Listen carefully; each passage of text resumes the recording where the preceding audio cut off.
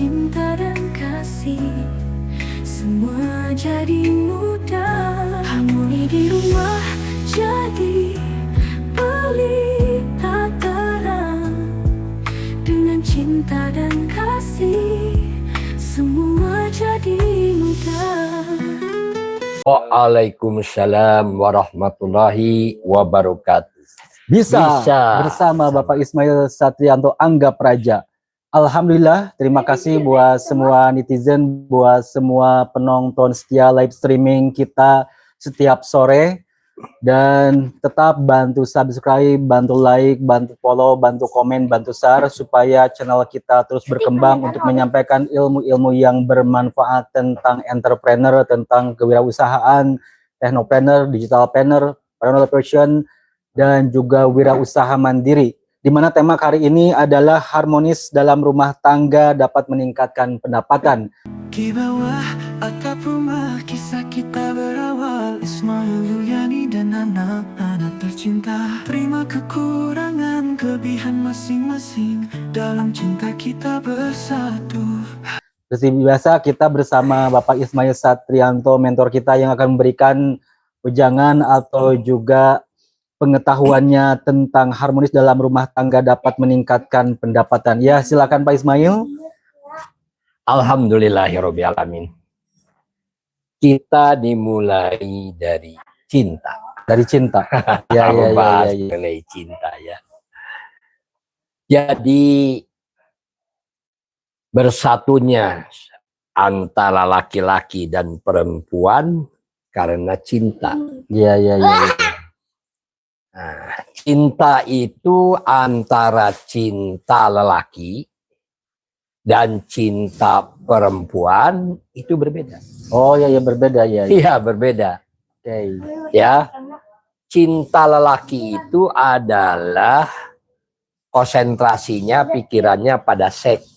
Oh, ya, melihat wanita cantik, melihat sesuatu yang ada di sekitarnya itu diukur semuanya dari seks, ya. Tetapi cintanya perempuan itu pada kepastian, pada keterjaminan, pada dia merasa nyaman bersama dengan pria itu karena pria itu memang bisa memberikan kenyamanan atau bisa memberikan kepastian, keamanan. Kenapa itu bisa terjadi? Karena memang Allah Subhanahu wa taala menciptakan demikian. A'udzubillahi minasyaitonirrajim. Bismillahirrahmanirrahim. Ya ayuhan nasu inna khalaqnakum min dzakari wa unsa wa ja'alnakum syu'uba wa qabaila lita'arafu. Inna akramakum indallahi atqakum. Innallaha alimun khabir. Wahai manusia, ya ayuhan nas, wahai manusia itu wahai yang suka lupa gitu. Ya ayuhan nas itu orang yang makhluk yang suka lupa. Sesungguhnya kami ciptakan manusia itu terdiri dari laki-laki dan perempuan. Lalu kami ciptakan manusia itu berkelompok-kelompok, bergolongan-golongan, agar satu sama lain saling kenal mengenal.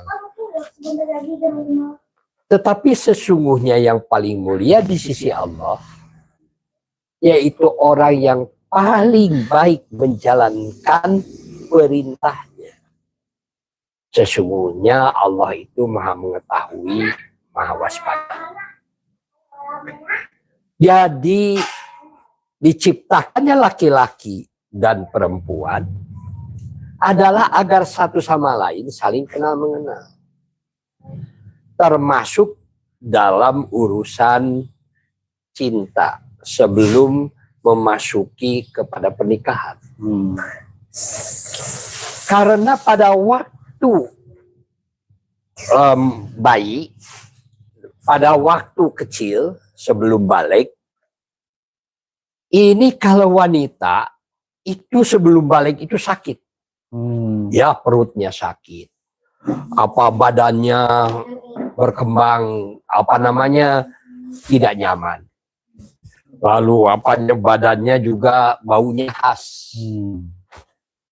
Itu karena wanita itu nakhed, dalam keadaan sakit gitu. Setelah itu wanita yang baru balik itu terlihat keluar darah. Tak kala dia keluar darah, dia panik. Ya, dia panik. Dia merasa tidak nyaman, dia merasa tidak bahagia. Maka dia mencari kenyamanan, dia mencari keamanan, dia mencari sesuatu yang dimana sesuatu itu bisa memberikan kenyamanan. Itu memang pola pikirnya seperti itu. Pola pikirnya seperti itu. Wanita itu pola pikirnya seperti itu. Sedangkan kalau laki-laki, tak kala dia balik, dia keluar air mani. Ya, keluar air mani. Tak kala dia keluar air mani itu, dia kadang-kadang bermimpi dengan siapa saja. Setiap lihat wanita cantik, malamnya terimpikan oleh dia itu. Lalu berhubungan, keluar mani. Setiap lihat wanita yang cantik-cantik masuk ke dalam memorinya, dia selalu, bahkan dengan monyet pun, dengan kuda pun, dengan binatang pun dia terimpikan juga. Oh, sampai sejauh itu ya? Laki-laki itu. Ya, jadi laki-laki itu memang karakternya seperti itu. Oleh Allah sudah diciptakan bahwa laki-laki itu cintanya itu kalau dia menyatakan saya mencintai kamu, itu dalam benaknya itu saya ingin memeluk kamu, saya ingin mencium kamu, saya ingin mendekap kamu.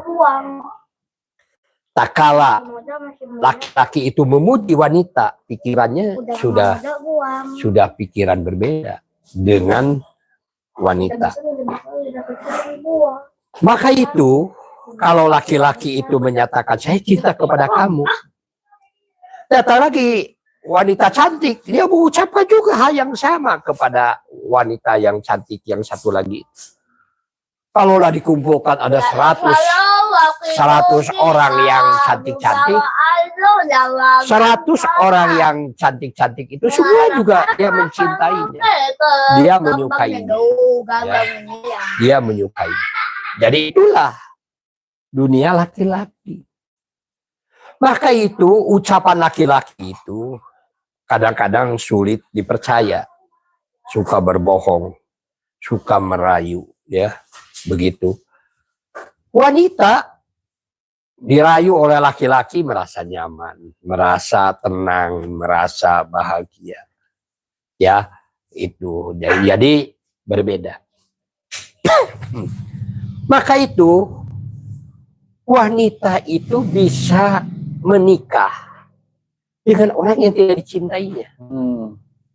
Tetapi orang yang bisa memberikan jaminan dan ketenangan serta nafkah yang baik untuk dirinya, nafkah yang baik untuk anak-anaknya, ya, nafkah baik harga dirinya.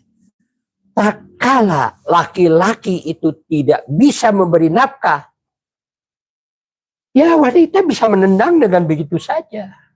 Dia mencari lagi laki-laki yang lain yang bisa memberikan kenyamanan. Kenapa? Karena laki-laki ini tidak pantas untuk jadi seorang suami. Karena dia tidak bisa memberikan jaminan nafkah, jaminan keamanan, jaminan kenyamanan, jaminan ketentraman. Maka itu wanita itu dia bisa menjadi istri yang kedua, istri yang ketiga, istri yang keempat, bahkan istri yang ke-20 saja dia bisa. Kenapa? Asal orang itu bisa memberikan jaminan, bisa memberikan kepastian bahwa apabila saya berhubungan dengan dia memberikan kebaikan kepada dirinya, kenyamanan kepada dirinya, keamanan kepada dirinya. Itu berbeda dengan laki-laki. Ya, berbeda dengan laki-laki. Kalau laki-laki, tatkala dia harga dirinya jatuh di depan keluarganya, karena dia tidak bisa memberikan nafkah kepada istrinya, tidak bisa memberikan kenyamanan kepada istrinya, dan istrinya itu menolak dan sebagainya. Laki-laki itu bisa mencari kenyamanan di luar rumahnya, yang bisa menghargai dirinya, yang bisa di mana dia merasakan harga dirinya ada begitu. Jadi cara berpikirnya sudah berbeda. Memang Allah menciptakan manusia itu berbeda-beda, disatukan dalam satu rumah tangga. Ya, bisa menjadi istri yang pertama, bisa menjadi istri yang kedua, ketiga, keempat, dan sebagainya. Tetapi ya, selama jaminan kepada istri, nafkah kepada istri itu mengalir, berjalan, selama memberikan nafkah kepada dirinya itu merasa terhormat bagi dirinya, maka tidak ada masalah. Tatkala suaminya sakit, dia mau berkorban demi suaminya, ya, dia mencari nafkah begitu dan sebagainya, menjadi tulang punggung, asalkan dia ada jaminan bahwa dirinya merasakan nyaman, tentram, kepastian. Tapi kalau sudah tidak ada kepastian, sudah tidak ada kenyamanan, ya sudah selesai. Artinya bercerai. Nah, itu yang pertama. Ya, mengenai cintanya laki-laki dan perempuan. Maka itu Allah Subhanahu wa Ta'ala ya melalui Rasulnya, sebelum menikah itu adalah diwajibkan untuk yang namanya hitbah. Apa itu hitbah itu? Hitbah itu adalah meminta izin ya seorang laki-laki kepada kedua orang tuanya untuk menjadikan putrinya menjadi istrinya. Itu namanya hitbah, permohonan izin. Ya, dan setelah melalui permohonan izin, maka diadakan ta'aruf.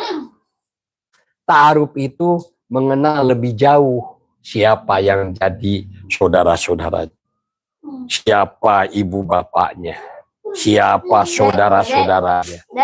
Itu dalam masa ta'aruf ini dia mengenal supaya apa? Supaya nanti kalau sudah menikah tidak menyesal. Dan apabila memang ternyata si wanita itu kurang cocok dengan laki-laki itu, tidak boleh orang ribut begitu. Bilang lagi kepada orang tuanya bahwa kalau bisa dipanggil si Anu ya diputuskan. Kenapa diputuskan? Nah, karena dia itu tidak cocok untuk saya. Ada yang lebih baik, kata wanita itu. Itulah masa gunanya ta'aruf ya. Jadi boleh orang itu memutuskan lagi sebelum dia melakukan pernikahan ya, begitu. Jadi mengenal dulu. Lalu kalau laki-laki juga tidak cocok, ya datang lagi laki-laki itu ke kedua orang tuanya untuk minta izin memutuskan hubungan sebelum pernikahan. Daripada nanti kalau sudah nikah menyesal, lebih baik pada waktu ta'aruf itulah waktunya. Tentu saja ada tata cara dalam Islam yang baik. Tidak ada pertengkaran ya antara calon suami dengan calon istri. Kenapa? Karena ada yang akan memberikan pemahaman yang lebih tinggi, yaitu kedua orang tuanya. Sehingga silaturahmi tidak terputus, bisa menyambung. Karena memutuskan silaturahmi itu haram hukumnya. Menyambungkan silaturahmi itu kewajiban.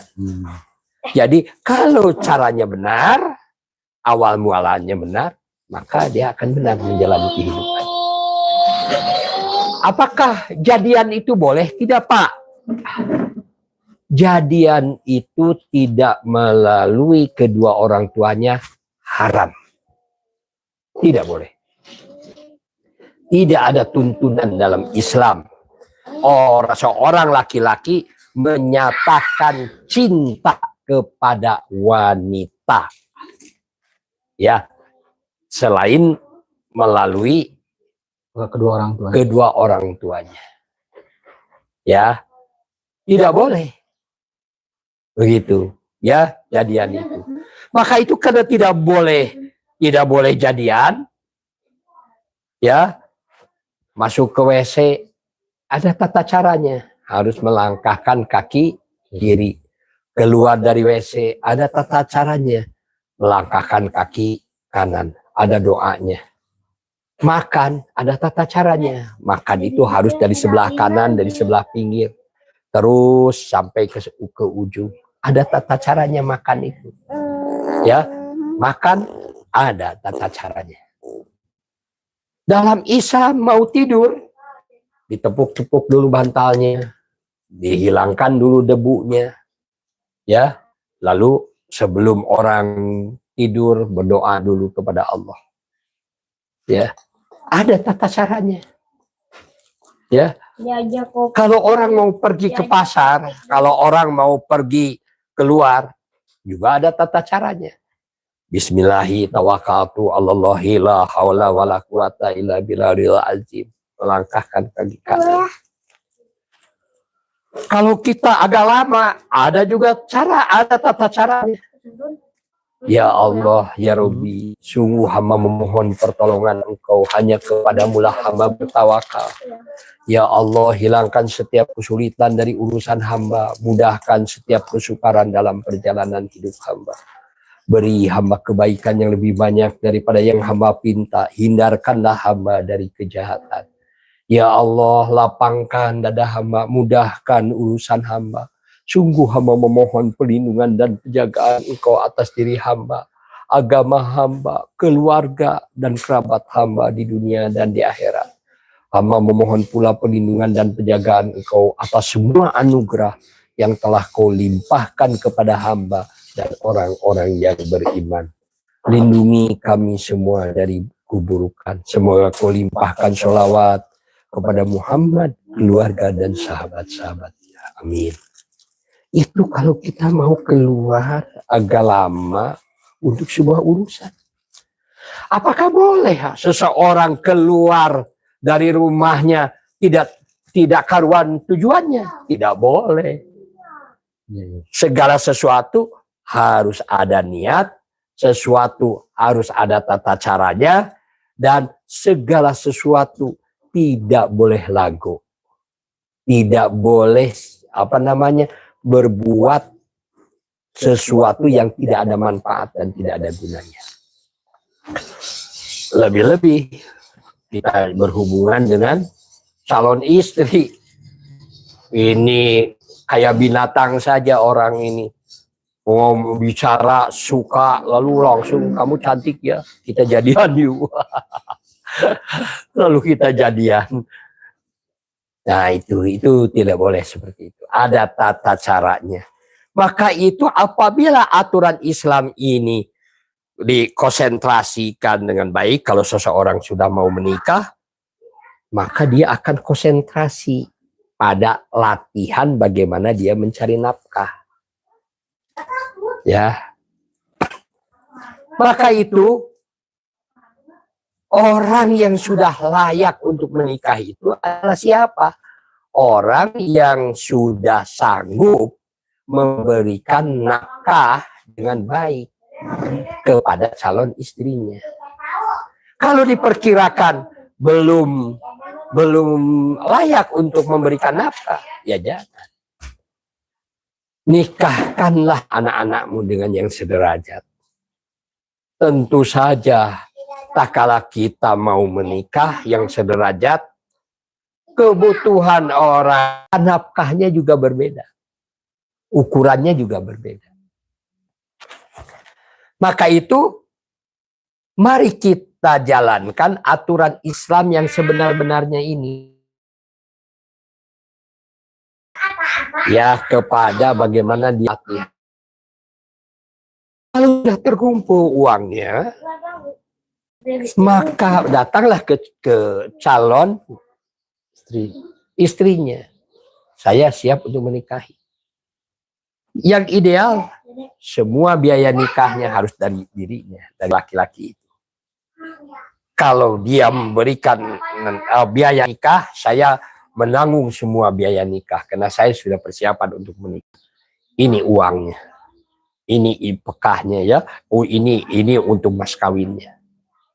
Kan sudah sangat jelas. Bagaimana itu calon mertuanya? Bahagia, meyakinkan, oh benar ini suami si Neng ini luar biasa, ini sudah layak, jadi tidak ada urusan. Bahkan ada ancaman dari Allah Subhanahu wa Ta'ala ya melalui Rasul. Jika datang seorang laki-laki yang sudah layak untuk menikah, baik agamanya, baik nafkahnya, baik pendidikannya, lalu dia ditolak, maka akan jadi fitnah. Jadi tidak ada alasan untuk orang tua menolak kedatangan seorang laki-laki yang dimana laki-laki itu sudah siap untuk menikah. Maka luruskan niat kita ini. Untuk apa itu menikah itu? Menikah itu diantaranya untuk memberikan keberlanjutan keturunan. Supaya kebaikan kita ini ada yang melanjutkannya. Yang kedua apa? Untuk membangun kesempurnaan di dalam mencari nafkah. Ya kerjasama dan sebagainya. Banyak hikmah yang terkandung di dalam. Dan selain itu juga untuk menyalurkan nafsu syahwat kita. Tidak lagi kita ini bermimpi begitu ya. Tidak lagi kita ini bermacam-macam. Jadi ada penyaluran syahwat begitu kepada jalur yang benar dan sebagainya. Nah begitu. Ada yang ditanyakan?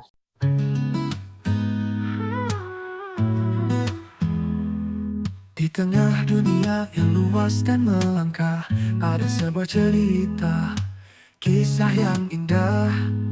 Ismail Satrianto dan Yuliani berkisah bersama anak-anak, harmoninya nyata. Setiap pagi mereka senyum bertebar di meja makan, canda tawa berkobar, selalu bersyukur, penuh rasa sabar, hidup bersama, cinta yang mengakar. Harmoni keluarga, indah dan harmoni, cinta yang berbagi, takkan pernah berhenti. Dalam suka duka bersama kita berdiri. Harmoni keluarga, cinta tak akan lari. Di sore hari mereka bersama berujar, cerita hari ini suka duka terujar. Mengiring malam, melepas lelah sebentar, sambut pagi lagi, semangat yang anyar. Saat badai datang, mereka tetap berpegangan dengan cinta kasih, segala bisa dihadang. Perbedaan ada, namun tak pernah menghalang. Bersama selamanya, tak pernah hilang. Oh, oh, harmoni keluarga, indah dan harmoni. Cinta yang berbagi, takkan pernah berhenti. Dalam suka duka, bersama kita berdiri. Harmoni keluarga, cinta tak akan lari. Oh, oh, oh, oh. Harmoni keluarga, indah dan harmoni. Cinta yang berbagi, takkan pernah berhenti. Dalam suka duka, bersama kita berdiri. Harmoni keluarga, cinta tak akan lari.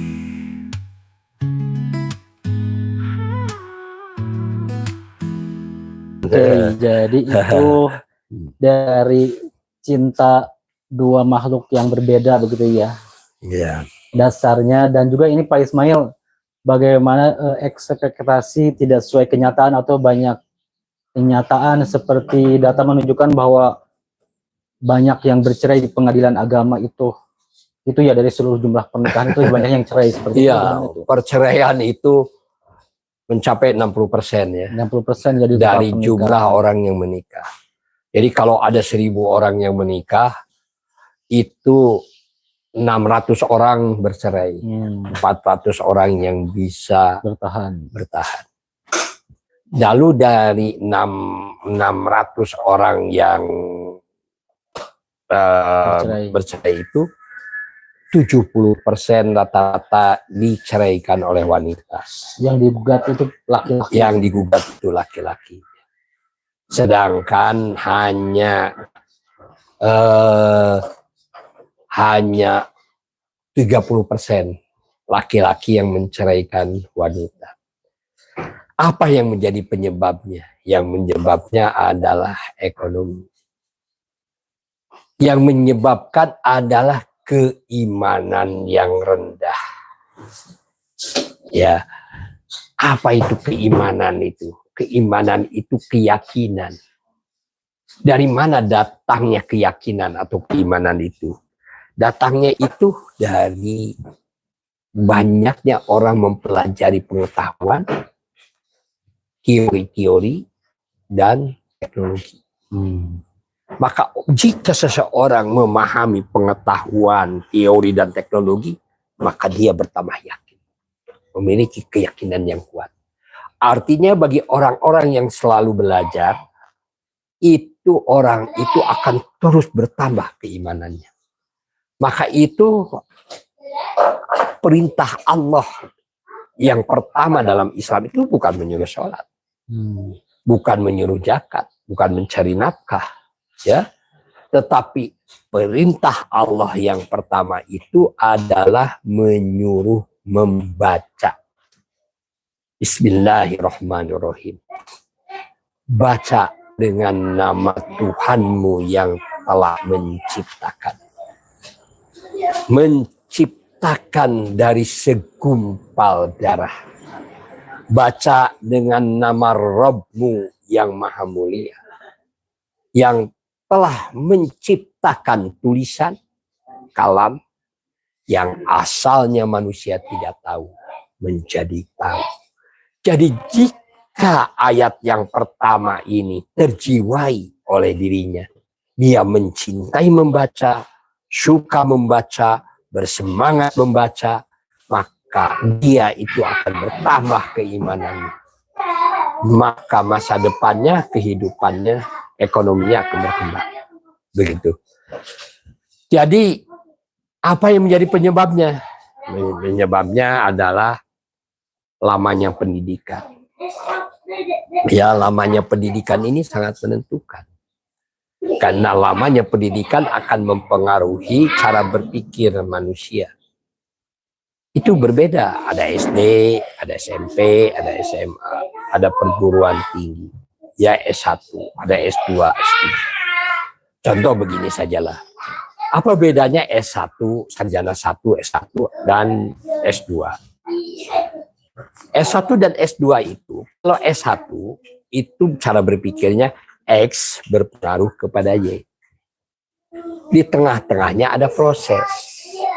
Ada input, ada output, maka di tengahnya ada proses. Itu cara berpikir dari S1. Tetapi cara berpikir SMA bagaimana? Kalau dia melihat masalah X saja. Ya, dia tidak bisa menarik cara berpikir kepada Y. Di sana ada proses. Maka itu keluaran SMA, SMP, SD. Kebanyakan mereka menuntut orang lain untuk memperhatikan dirinya. Kalau ada kesalahan di dalam dirinya, cenderung juga untuk menyalahkan orang lain yang ada di sekitarnya. Dia tidak paham bahwa dirinya yang salah, bukan orang lain. Ya, begitu. Nah, itu kan cara berpikir. X berpengaruh kepada Y, di sana ada proses. Input, ada output, di sana ada proses. Itulah cara berpikir S1. Masuk ke S2. X berpengaruh kepada Y, berpengaruh kepada Z. X berpengaruh Y itu ada Y1, Y2, Y3, Z itu ada Z1, Z2, Z3. Ada epsilon, sesuatu yang tak terduga. Jadi lebih rumit, jadi lebih wawasannya lebih dengan S3 doktor. X berpengaruh kepada semua sistem. Maka untuk menyelesaikan satu masalah itu dilihat secara komprehensif semua faktor yang mempengaruhinya dihitung. Jadi lebih rumit. Jadi itulah cara berpikir yang menyebabkan kalau ada masalah orang-orang yang pendidikannya rendah, maka dia seringkali mengambil keputusan yang pendek. Dia tidak pernah berpikir bagaimana pengaruhnya kepada anaknya. Ya, pokoknya saya tidak suka, saya pergi. Ya, lalu laki-lakinya juga sarwana. Sudahlah. Ini kan kalau wanita yang sudah begini mah sudah diceraikan saja. Ini ngomong apa ini? Ya, jadi mempertahankan keluarga itu adalah sebuah kewajiban karena menyambungkan tali silaturahmi. Perceraian itu memang dihalalkan, tetapi dibenci oleh Allah karena akibatnya banyak yang akan mengakibatkan dosa bagi manusia. Jadi itu yang menjadi penyebab kenapa sekarang ini banyak. Bagaimana Pak cara pemecahan masalahnya? Ya, cara pemecahan masalahnya ya lamanya pendidikan di Indonesia, di Kabupaten Garut harus terus ditingkatkan. Ini sudah 78 tahun kita ini merdeka. Ya. Pendidikan hanya mencapai 7,2 lama pendidikan ini. Ini bagaimana para pemimpin ini? Apa yang dipikirkan? Katanya memikirkan rakyat. Buktinya rakyat lamanya pendidikan hanya 7,2 bulan. Dibiarkan. 7,5 bulan dibiarkan. Hanya SMP kelas 2 tidak tamat. Lalu guru-gurunya tidak diperhatikan juga. Ini bagaimana ini pemerintah ini? Para pemimpin ini. Ya. Guru-gurunya hanya digaji 300, selalu 800.000, paling tinggi 900. Wah, ini memang seperti sedang dijadikan sebuah peta ternakan manusia yang besar. Ya, kasih makan saja meskipun tidak bekerja. Nanti pas mau panen, baru makanannya diperbanyak, lalu binatang piaraan manusianya disembelih semua. Setelah mendapat kemenangan, dia tidak bisa menentukan kebijakan yang lain. Kenapa? Karena bodoh. Maka itu, ya, lamanya pendidikan ini penting supaya apa? Membangun keharmonisan rumah tangga. Supaya apa? Supaya orang-orang berpikir itu agak panjang lah sedikit begitu. Itu yang pertama, itu masalah ekonomi. Yang kedua adalah dari cara pemahaman agama. Ya. Cara pemahaman agama itu adalah bahwa wanita itu tidak layak untuk disalahkan. Ya, tidak ada tuh di dalam Al-Quran, ya, ada wanita yang disalahkan. Bahkan dalam cerita Nabi Yusuf itu, yang namanya Siti Julaiha, ya, sudah di apa? Nyobek Nabi Yusuf.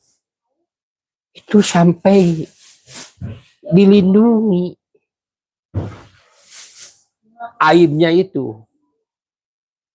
Tapi kan yang namanya keburukan tetap saja tuh menyebar di kalangan ini.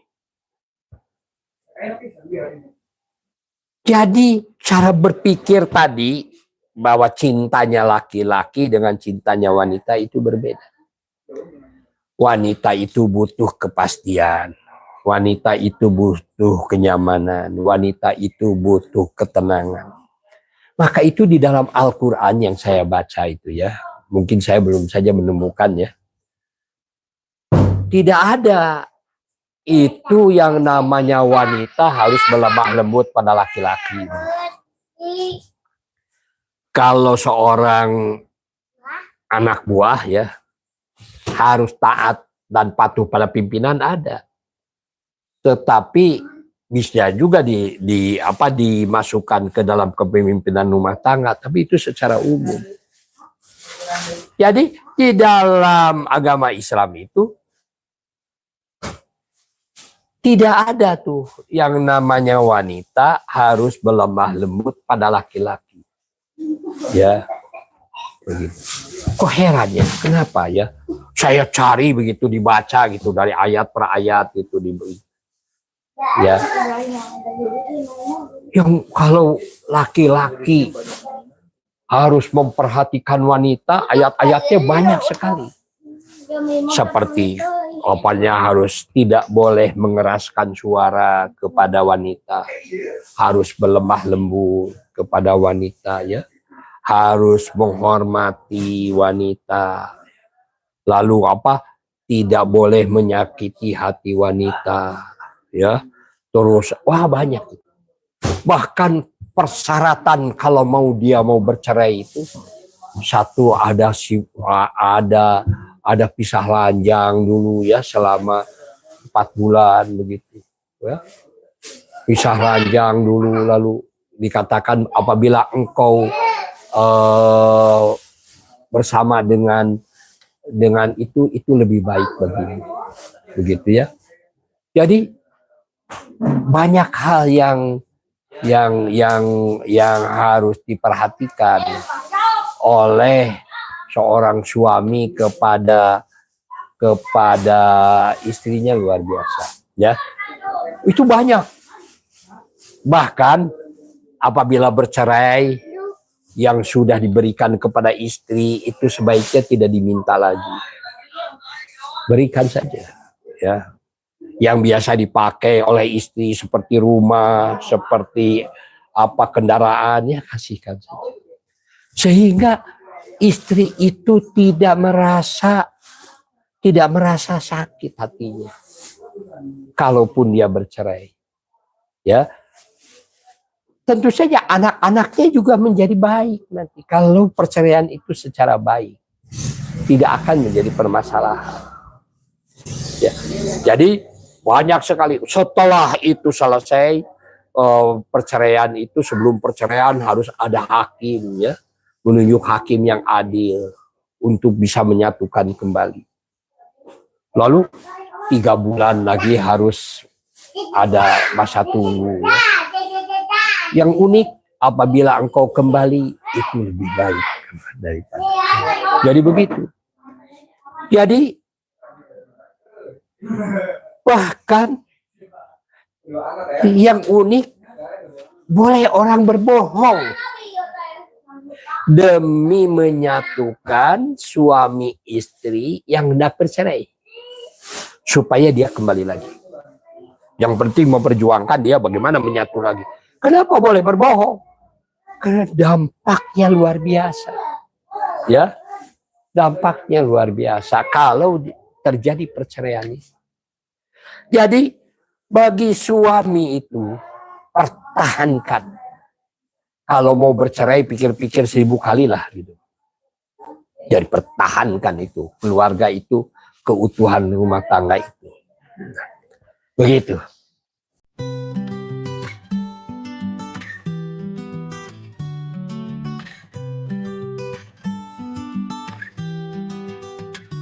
Di tengah dunia yang luas dan melangkah, ada sebuah cerita kisah yang indah. Ismail Satrianto dan Yuliani berkisah bersama anak-anak, harmoni yang nyata. Setiap pagi mereka senyum bertebar, di meja makan canda tawa berkobar. Selalu bersyukur, penuh rasa sabar, hidup bersama, cinta yang mengakar. Harmoni keluarga, indah dan harmoni, cinta yang berbagi, takkan pernah berhenti. Dalam suka duka, bersama kita berdiri. Harmoni keluarga, cinta tak akan lari.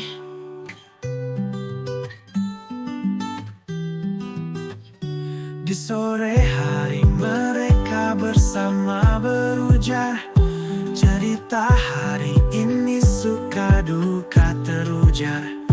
Mengiring malam melepas lelah sebentar, sambut pagi lagi, semangat yang anyar. Saat badai datang mereka tetap berpegangan, dengan cinta kasih segala bisa dihadang. Perbedaan ada namun tak pernah menghalang, bersama selamanya tak pernah hilang. Harmoni keluarga, indah dan harmoni, cinta yang berbagi, takkan pernah berhenti. Dalam suka duka, bersama kita berdiri. Harmoni keluarga, cinta tak akan lari.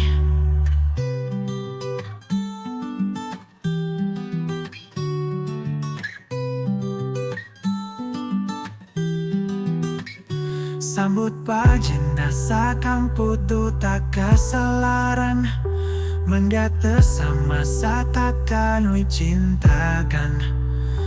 Nyaman kau meladau dan musmes sama sikaran, yang nanya dia kau tak kadus temangan. Harmoni keluarga, indah dan harmoni, cinta yang berbagi, takkan pernah berhenti. Dalam suka duka, bersama kita berdiri. Harmoni keluarga, cinta tak akan lari.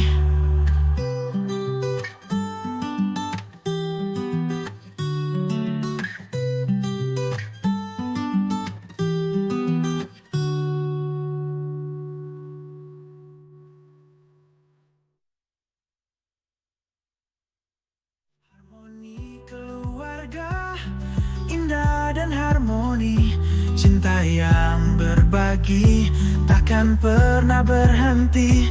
Dalam suka duka bersama kita berdiri. Harmoni keluarga, cinta tak akan lari. Jadi sebaiknya memang istri itu bekerja di rumah. Sebaik-baiknya istri yang bekerja di rumah, tidak keluar rumah. Tetapi sebaik-baiknya suami, ya suami yang membangun usahanya untuk istrinya di rumah. Bukan membiarkan istrinya kelaparan, bukan membiarkan istrinya tidak mendapatkan nafkah. Jadi suami istri itu harus dimulai di rumahnya sendiri. Membangun bisnis di rumah. Untuk supaya istri bisa berpendapatan dengan suami. Supaya suami istri ini menjadi berjuang bersama-sama untuk membangun nafkah. Tetapi yang terpenting bukan itu saja. Tetapi mendidik anak-anaknya supaya pandai mencari nafkah. Dengan apa? Dengan diberi contoh yang langsung dari ibu dan bapak. Jadi bagi yang sudah memiliki rumah, sudah memiliki tanah dan bangunan, mulailah membuat bisnis di rumahnya sendiri. Nah, perlulah kita bekerja di luar rumah. Bangun bisnis itu di rumah. Rumahku tempat produksiku, tempat produksiku adalah rumahku. Ya. Aku bangun, aku sudah bekerja. Sudah mulai aku melakukan penawaran. Tak kala aku mau tidur, aku masih bekerja. Dan aku melakukan penawaran. Ya, jadi suami istri di rumahnya harus ada kantor. Kantor bersama. Kantor itu ada meja istri, ada meja suami, ya, ada meja anak-anak. Itu adalah ruang kerja sekaligus ruang pembelajaran untuk keluarga. Lalu yang ditempel itu di pinggirnya apa? Itu adalah laporan pendapatan harian. Ditulis, ya, tanggal 1 berapa, tanggal 2 berapa, tanggal 3 berapa.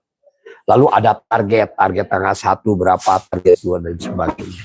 Supaya untuk melatih kecerdasan finansial. Dan jangan ragu menempelkan plang di depan rumahnya yang besar. Ya, supaya apa? Supaya masyarakat juga terdidik. Kita berdakwah dengan cara memberi kebaikan kepada masyarakat dengan cara ditempel, ya, plang bisnis kita ini. Lalu setelah itu bagaimana? Ya, kita didesain setahap demi setahap, ya, untuk bagaimana kita membangun bisnis di rumah sehingga bisa memproduksi. Sekarang ini berkah sebetulnya untuk keluarga-keluarga zaman sekarang ini. Kenapa? Karena tidak perlu orang memiliki tanah dan bangunan di tempat strategis. Orang sudah, Allah Subhanahu wa Ta'ala sudah memberikan jalan bagi orang-orang yang tidak memiliki tanah dan bangunan, tapi dia bisa memiliki toko, bisa memiliki tempat penjualan. Cukup dengan memiliki laptop, cukup dengan memiliki handphone digital. Lalu mulai orang melakukan penawaran dan sebagainya.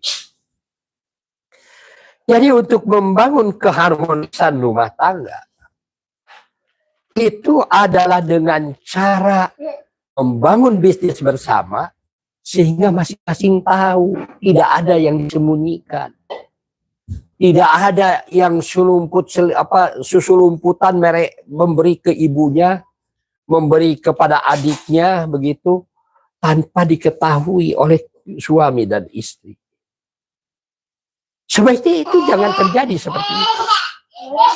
Kalau orang mau memberi kepada ibunya suami,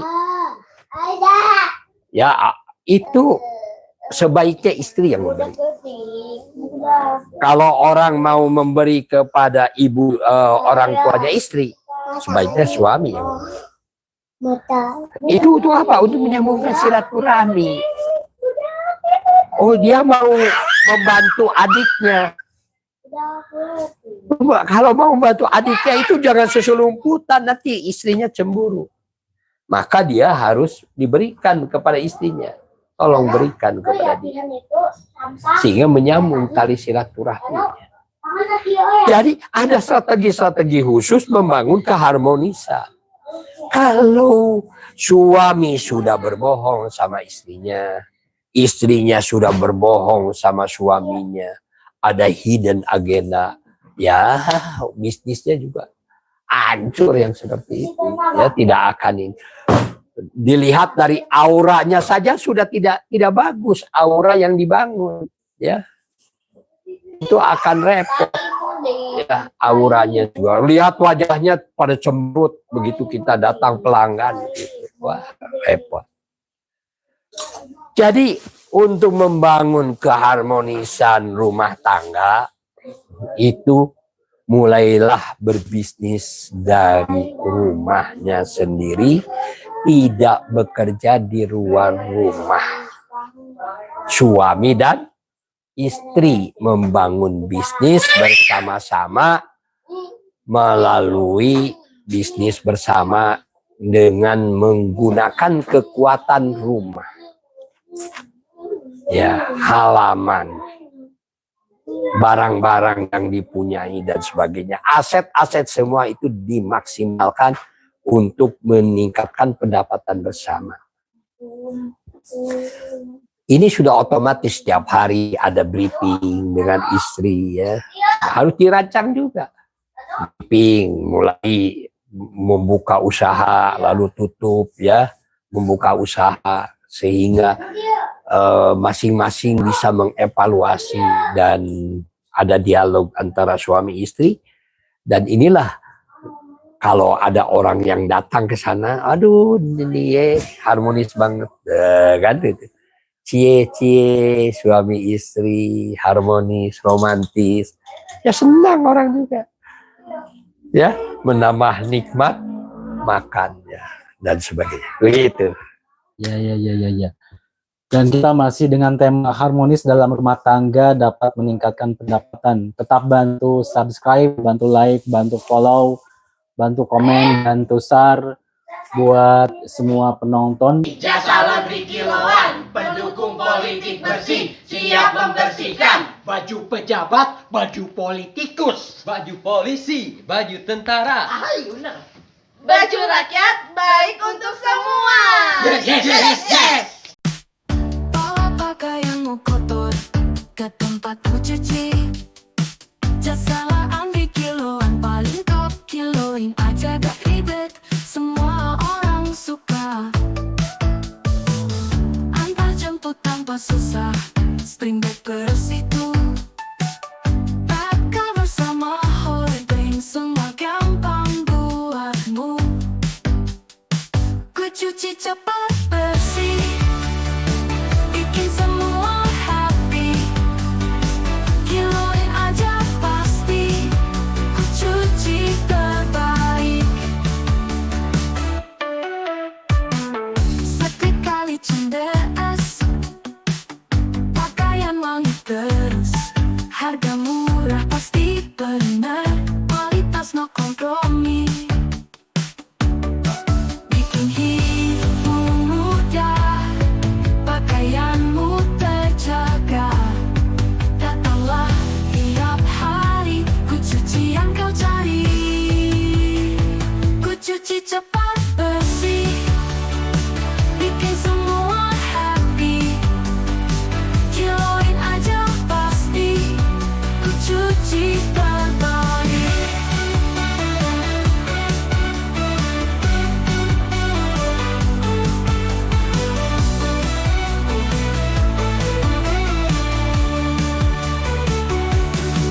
Bikin hidupmu mudah, pakaianmu terjaga.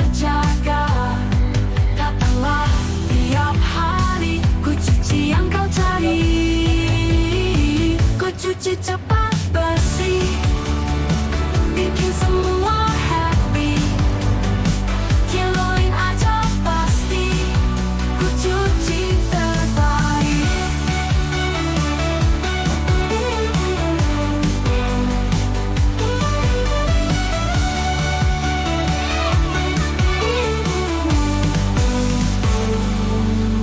Harmonis dalam rumah tangga. Ini kan sebenarnya banyak sekali ketika di awal-awal pernikahan itu kan dikatakan harmonis atau romantis begitu ya. Nah setelah kesini itu biasanya suka pudar atau mungkin perlu semacam ada upgrade atau mungkin ada mentor untuk rumah tangga ini seperti itu. Ya kalau istri suaminya tidak pernah begini, wanita itu keharmonisan itu adalah wanita itu tidak layak untuk disalahkan. Wanita itu tidak layak untuk dikritik. Wanita itu tidak layak untuk menjadi tersinggung hatinya. Jadi yang harus kita pertama-tama suami perhatikan adalah bagaimana kita memuliakan wanita dan menghormati wanita meskipun wanita kita ini banyak kelemahannya. Itu dulu. Ya. Dalam Al-Quran sekali lagi tidak ada kewajiban wanita untuk berlemah lembut kepada laki-laki. Tidak ada ya. Tapi kenapa ya tidak ada? Karena wanita itu tergantung kepada lelakinya. Kalau lelakinya memuliakan, kalau lelakinya menghormati, kalau lelakinya selalu menjaga keharmonisan, berusaha berjuang untuk istrinya, untuk anak-anaknya, wanita merasa nyaman, merasa tentram, ya wanita akan membantu kita dengan sepenuhnya. Bahkan seperti di surga.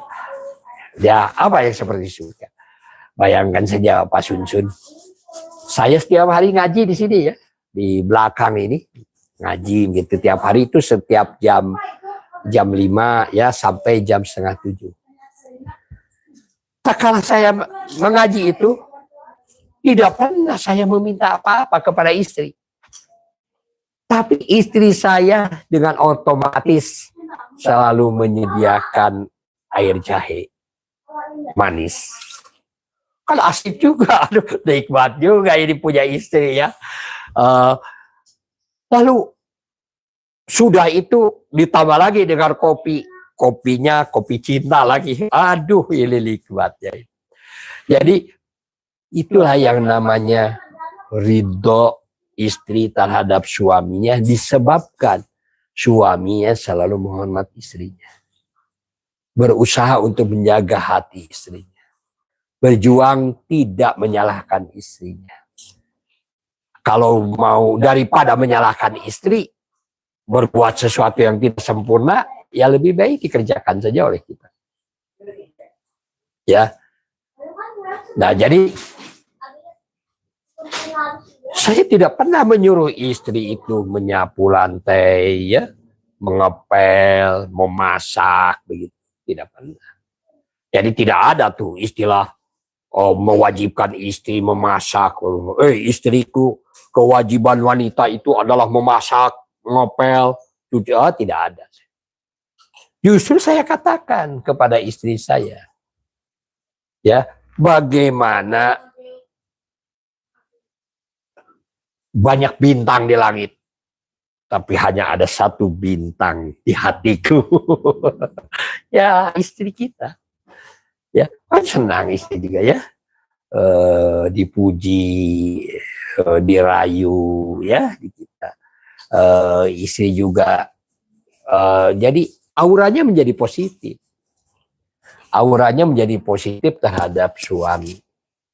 Itulah yang namanya ridho istri.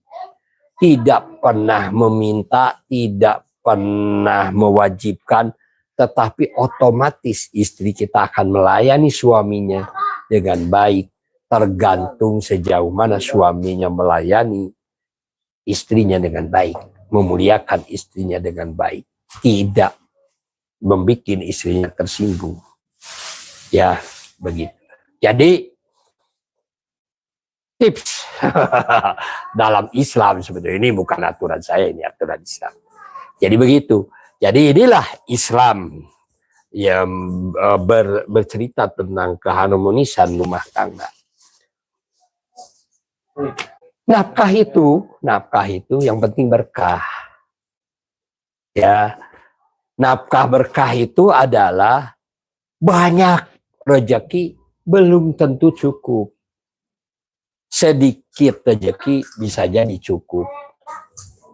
Maka tergantung kepada cara berpikir sejauh mana kita menjalankan Islam dalam kehidupan rumah tangga itu.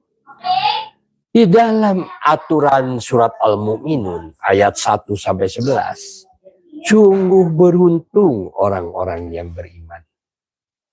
Jadi sungguh beruntung orang-orang yang berilmu, berpengetahuan dan menguasai teknologi. Sungguh beruntung orang-orang yang beriman, yaitu orang yang khusyuk dalam sholatnya. Khusyuk dalam sholatnya diawali dengan memahami dan mengerti apa yang diucapkan. Jangan sampai Allahu Akbar, nggak paham apa yang diucapkan. Ya, apa itu kamu sedang apa? Saya sedang mendekatkan diri kepada Allah. Subhanallah, Allahu Akbar. Sholat itu meminta kepada Allah, berdoa kepada Allah. Ya, menjalankan syariat Islam. Itu surat Al-Mu'minun itu sudah sangat jelas.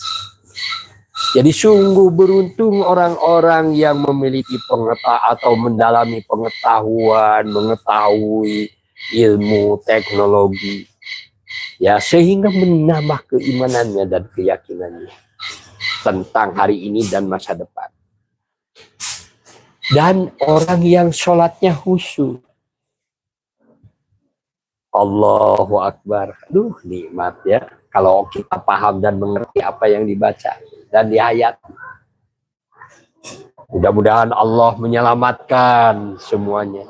Bukan mudah-mudahan Allah menceraikan, bukan Allah menceraikan, menyelamatkan semua. Ya. Jadi orang Islam itu berusaha untuk menyelamatkan orang-orang yang hendak bercerai, menyelamatkan orang-orang yang hendak bunuh diri karena keterbatasan ekonomi dan sebagainya. Jadi sungguh beruntung orang-orang yang beriman yang sholatnya khusyuk, yang meninggalkan segala sesuatu kegiatan yang tidak ada manfaat. Ini aturan syariat Islam, hukum ya ini. Dan orang yang menunaikan pembersihan diri, dan orang yang menjaga kemaluannya, kecuali terhadap istri-istri mereka atau hamba saya yang mereka miliki, maka mereka tiada tercela. Tetapi barang siapa di balik itu yang berlebih-lebihan, zina dan sebagainya, maka mereka orang-orang yang di luar batas. Dan sungguh beruntung orang yang menjaga amanah dan janjinya, serta orang yang memelihara sholatnya. Selalu menjaga sholat itu harus berjamaah. Dengan siapa? Dengan istri, dengan anak, ya, dengan saudara, dengan masyarakat. Sholat berjamaah, memelihara sholat, memelihara azan, Allahu Akbar, Allahu Akbar, Allahu Akbar, Allahu Akbar. Ya, tepat waktu. Mereka itu para pewaris yang akan mewarisi surga Firdaus. Mereka hidup kekal di dalam.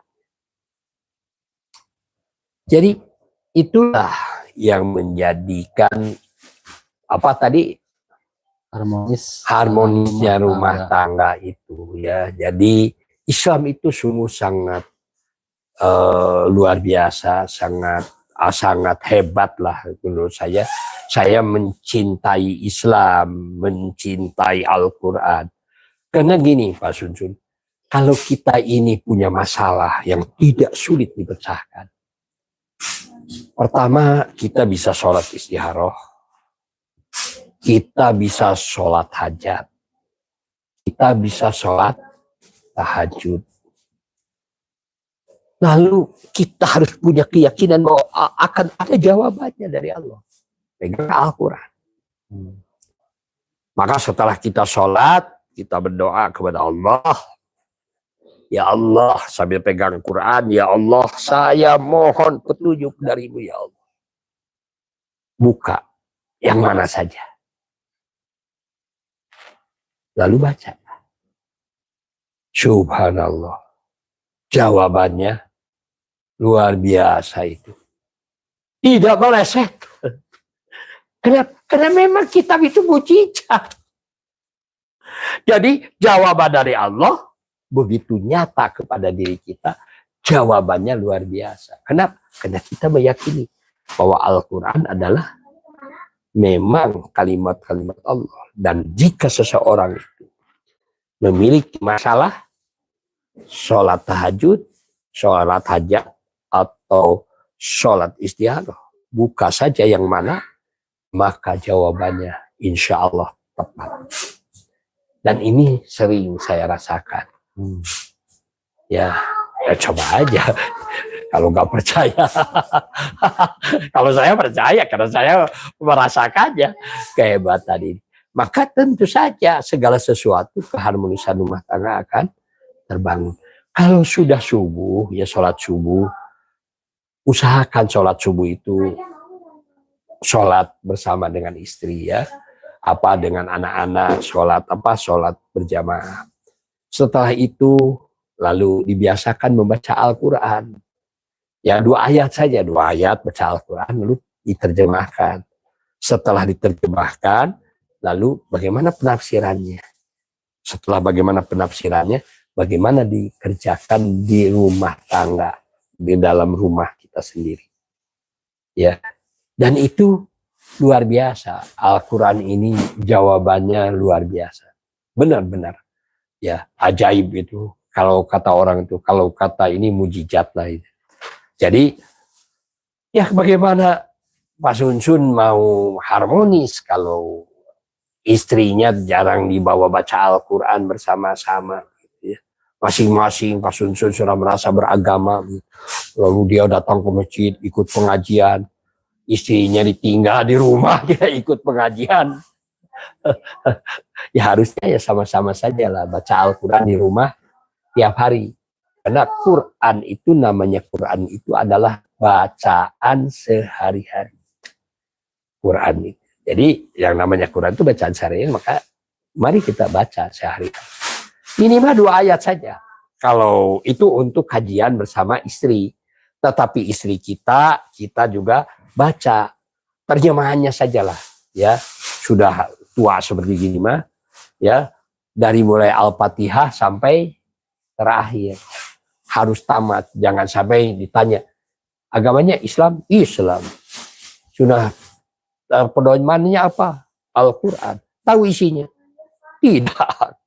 Jangankan tahu isinya, tidak. Bacaan sholatnya saja sudah tidak hafal.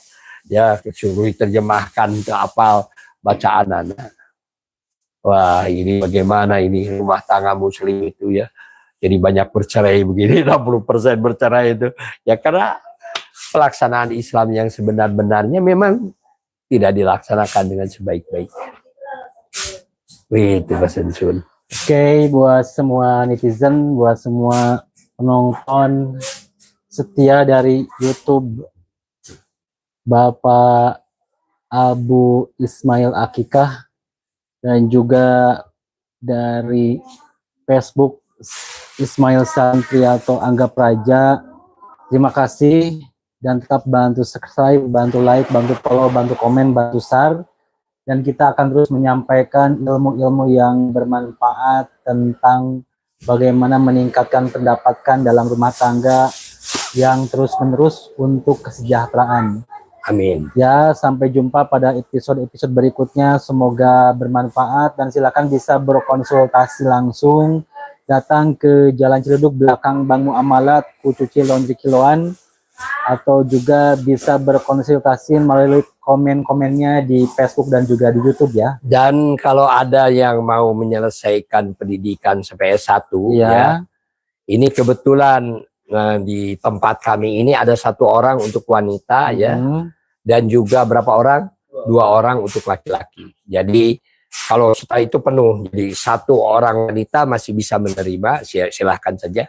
Lalu 2 orang laki-laki ya boleh. Jadi ada kuota 3 calon mahasiswa untuk yang mau kuliah sambil bekerja sambil kuliah, nantinya menjadi sarjana yang hebat ya.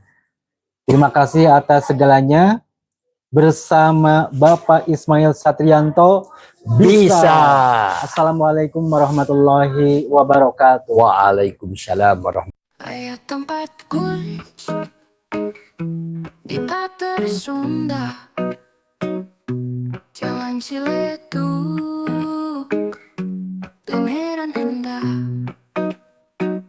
Nakuf besar sen di belakang bank, Muamalat Sora, tak jauh tenan. Ku cuci datang, ya datangkan baju, kami siap datang, beres bungkus hirup,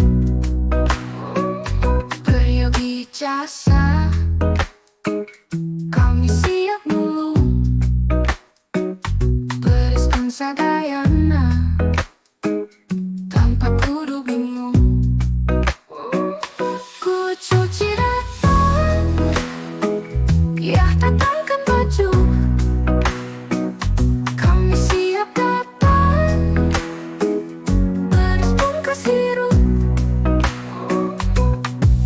peryogi jasa, kami siap nulung, bereskan sadayana, tanpa kudu bingung. Ku cuci datang.